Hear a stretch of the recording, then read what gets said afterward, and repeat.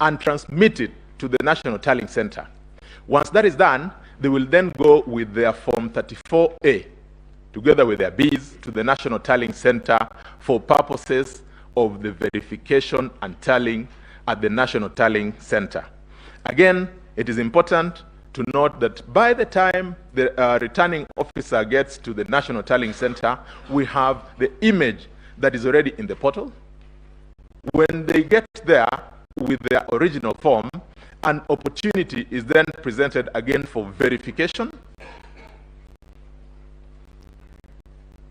for confirmation of accuracy, and more importantly, that in this election, because of the decision that was rendered by this court in the Raila Odinga decision in 2017, the Commission, in reconceptualizing or reconfiguring its electoral architecture, gave a public portal for people to be able to also follow, thereby meeting the constitutional imperative of transparency.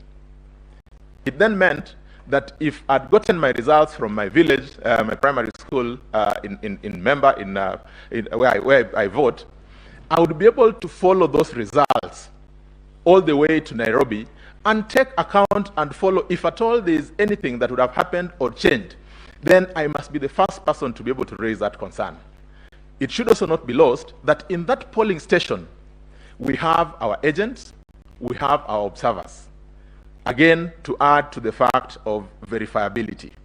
So that then is the architecture of what our election pathway looks like. That said, it then must follow that at the polling station, if I am a candidate, I certainly must have interest in the outcome in that particular polling station. Because a copy of the results from the polling station would be given to me, I then should be able to communicate with my team, perhaps my national agent for a particular candidate, a particular party, to be able to demonstrate that what we got in member primary school and what has been transmitted to the National Tallying Center is one and the same. And that in the event that there's a discrepancy, it does not take magic to be able to point out that. Now,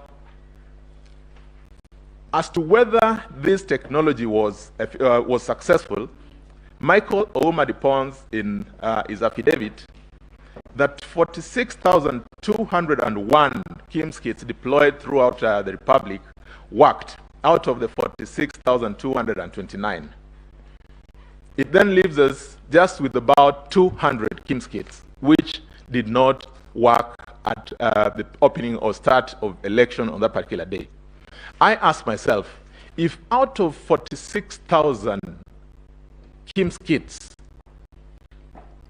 only 200 do not work, would I say I've failed? Even in our educational system, an A does not connote 100%. It starts somewhere from 88%, going all the way to 100%. The mathematical representation of this gives us more than 99% success rate. In our view, that then achieved the constitutional imperatives that are contemplated under Article 86. Again, for purposes of confirming whether that system is secure, I invite you, my ladies and my lords, to look at paragraphs 51 to 63 of the affidavit of Michael Ouma. Again, just to mention a few items in relation to that, that KOOME gadget works in specific ways. It is first locked to a specific polling station, meaning you can then not use it once you've locked it to the events of that day to transmit results from a different station for purposes of that election.